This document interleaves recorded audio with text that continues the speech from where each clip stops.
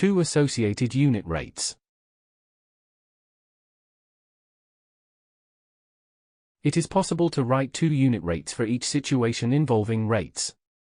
Thus, if a library contains 1,200 books for every 75 readers, we can obtain the following unit rates. Number of books for each reader, N1.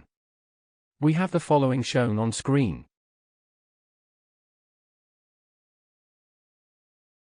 For the number of readers for each book, N2. We have the following shown on screen. Since both of these unit rates belong to the same event, they are called associated unit rates. That is all for lesson 4.2.2. To continue this tutorial, please watch 4.2.3, Rate of a quantity change. Thank you for watching. Make sure to like and subscribe to keep up to date with new videos. For more information, calculators, and tutorials, please visit www.icalculator.info.